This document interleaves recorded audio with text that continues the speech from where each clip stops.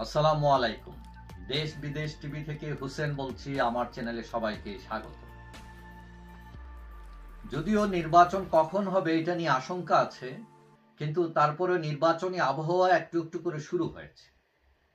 কিন্তু এখানে বড় একটা প্রশ্ন যে আওয়ামী লীগ থাকছে কিনা নির্বাচন। এখন এই প্রশ্নটা বড় কেন? কারণ আওয়ামী লীগ বড় দল, তার ঐতিহ্য বড়, তার ডাকডোল বড়, হ্যাঁ, তার ব্যাপ্তি হুঙ্কার সবকিছুই বড় বাংলাদেশের রাজনীতিতে। 1949 সালে যে দল যাত্রা শুরু করেছিল এখনো পর্যন্ত সেই দল দাপটের সাথেই আছে। এখন এটা শুধু ভাষা আন্দোলনের ব্যাপারে বা স্বাধীনতা যুদ্ধের ব্যাপারে অগ্রণী ভূমিকা পালন করেছে এটা না, এই দেশের খেটে খাওয়া মানুষের অধিকারে অবিচল ছিল এই দল। এবং এই দলের প্রতীক হলো নৌকা। এখন নৌকা ছাড়া নির্বাচন অনেকটাই শুভঙ্করের ফাঁকি। এখন আমাদের দেশের যে বাস্তবতা, নৌকা, ধানের শীষ, লাঙ্গল, এই প্রতীক মানে নির্বাচনী আমেজ তৈরি করে এই প্রতীকগুলো। এখন বাংলাদেশের এমন কোনো গ্রাম নাই, পাড়া নাই, মহল্লা নাই যেখানে এই সব প্রতীকের অনুসারী নেই। এখন সরকার নির্বাচন করার জন্য যে বলছে যে ডিসেম্বর অথবা জুন 2026-এর মধ্যে তারা নির্বাচন করবে। এখন এখানে প্রশ্ন, এই নির্বাচনে আওয়ামী লীগ থাকবে কিনা, 14 দল থাকবে কিনা, জাপা থাকবে কিনা। এখন সরকার যে একটা প্রস্তাব তৈরি করেছিল, যে দিয়েছিল যেটা রিফাইন্ড আওয়ামী লীগ, কিন্তু এটার বিরুদ্ধে চোখ উল্টাইছে নাগরিক জামাত তারা, এবং হুমকিও দিচ্ছে। যদিও বিএনপি এই ব্যাপারে অনেকটা ফ্লেক্সিবল, তারা গ্রহণযোগ্য, যে ঠিক আছে, তারা জানে যে আওয়ামী লীগ ছাড়া নির্বাচন করলে এটা গ্রহণযোগ্য হবে না, কারণ এরা দীর্ঘদিন যাবৎ রাজনীতি করে বিএনপি, এবং মাঠের অবস্থাটা তারা জানে। এখন নৌকা ছাড়া ভোট হলে এটা প্রতিদ্বন্দ্বিতা বিহীন একটা নির্বাচন হবে, প্রশ্নবিদ্ধ নির্বাচন হবে, মানুষের উৎসাহ থাকবে না, মানে অনেকটা পাতানো নির্বাচন। তাহলে লাভটা কি হলো? আওয়ামী লীগকে বিদায় করে ওই যেই লাও সেই কতই তো থাকলো। এখন আমেরিকা, এখানে দুইটা বড় দল, ডেমোক্রেট আর রিপাবলিকান।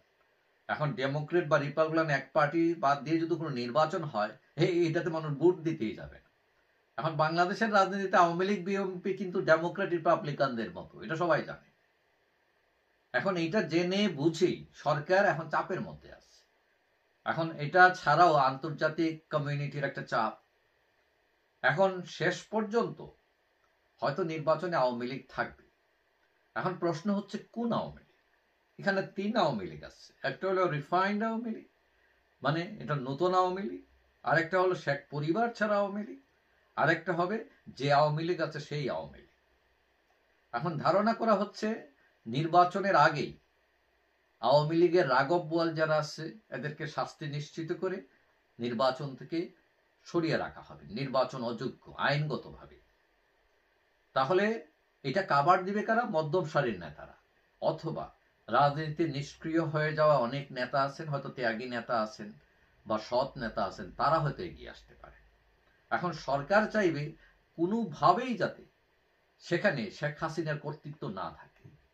তার লোকেরা যদি আবার ক্ষমতার ভাগ বসায়, তাহলে তার ফেরার পথ তৈরি হয়ে যেতে পারে। এবং এটা হচ্ছে সরকারের ভয় এবং আওয়ামী লীগ বিরোধী রাজনীতিবিদদের ভয়। কিন্তু শেখ হাসিনার বিরুদ্ধে হাজার অভিযোগ থাকলেও এটাও সত্য, এটাও মানতে হবে, দলে কিন্তু এখনো তিনি আনপ্যারালাল লিডার, তার একচাটি আধিপত্য। এবং শেখ হাসিনা ছাড়া আওয়ামী লীগ অনেকেই কল্পনাই করতে পারেন না। পরিস্থিতিটা হচ্ছে এইরকম। তবে শেখ হাসিনা প্লাস থাকেন অথবা মাইনাস থাকেন, যাই থাকেন না কেন, আওয়ামী লীগ থাকছে, নৌকা থাকছে, এটা কনফার্ম। এবং সেটা করবে সরকার তার নিজের সেফটির জন্য, সে যাতে প্রশ্নের মুখে না পড়ে, তার নিরপেক্ষতা যাতে না হারায়, বিভিন্ন কারণে নিজেকে সেফ সাইডে রাখার জন্যই তারা আওয়ামী লীগকে নির্বাচনে রাখতে বাধ্য, নৌকাকে রাখতে বাধ্য। এবং সেই হিসেবে বলা যায় নির্বাচনে নৌকা থাকছে, এটা নিশ্চিত। যাই হোক, সবাই ভালো থাকবেন। আশা করি দেখা হবে অন্য কোনো ভিডিওতে, ইনশাআল্লাহ।